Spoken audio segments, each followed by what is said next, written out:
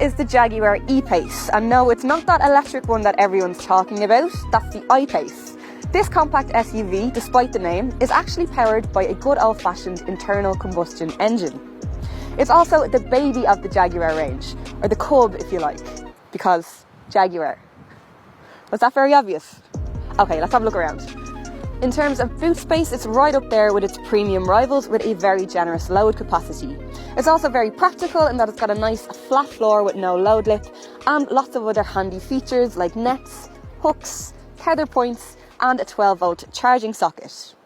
If you ever need to carry any longer items, you can pop the back seats down like so, and they fold nice and flat when you do. Space in the back is pretty typical for the class in that you've got decent leg and headroom, but as with most of its rivals, it is better suited to 2 back here than it is 3 because of this quite large transmission tunnel in the middle.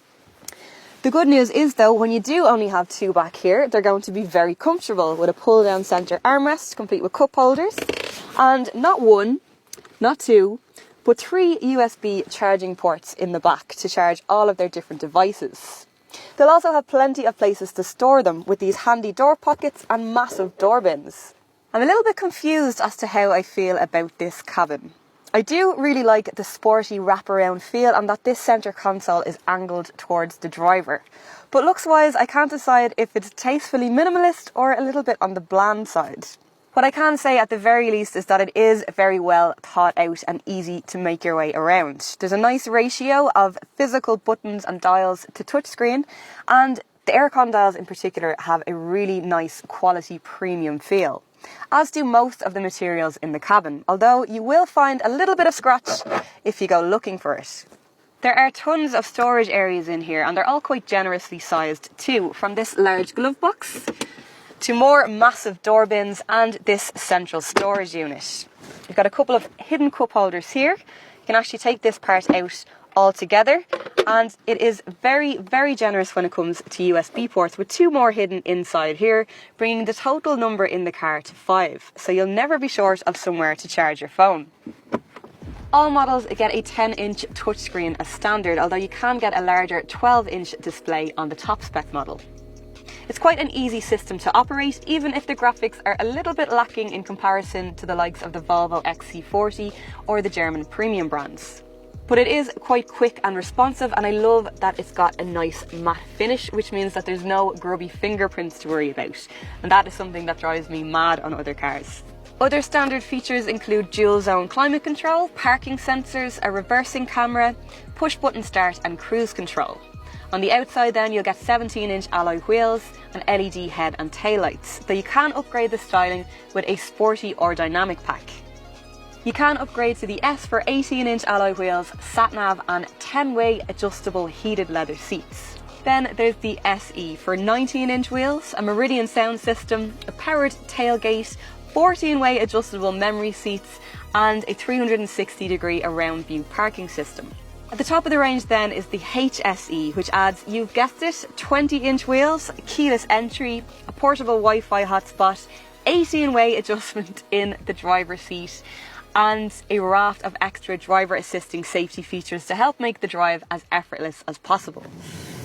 This test car is powered by the mid-range 180 PS diesel, which comes equipped with 4-wheel drive and a 9-speed automatic transmission. It's definitely one of the wiser choices when it comes to fuel economy and running costs, but I'm not sure it's the most refined choice for this setup, in that I just find it a little bit noisier than what you might expect from a premium package, which can in turn make it sound a little bit laboured in certain circumstances, even if it doesn't feel it, because the power, in fairness, is there and the uptake is very quick. Could just do with being a little bit quieter, a little bit smoother. That said, it does excel in other circumstances, like when you get up to cruising speed on the motorway, for example. That's when you'll find everything settles down, and I think it's at its most comfortable. It's also where you will get the best out of the fuel economy, although, again, because it is quite a big and heavy car and 4-wheel drive, those figures still won't be amazing, at about 7.5 litres per 100 kilometres under the new WLTP testing. In In slightly better news, the handling is actually very good. Now, the suspension is definitely on the firmer end of the spectrum, but I think in the best possible way, in that it takes just enough jolt out of a lump or bump in the road without ever crossing that line into bouncy, which so many other SUVs tend to do. It also means it holds the road very well, and there's very little roll on corners. You've also got a really nicely weighted feel to the steering, and I think with a slightly more refined engine, this would actually be really good fun to drive. Now, the good news is there are other options in the higher powered D240 and a couple of very punchy petrol options, ranging in power output between 200 and 300 PS. And to be honest, that is definitely where I would be looking, even if it meant sacrificing on a few frills inside.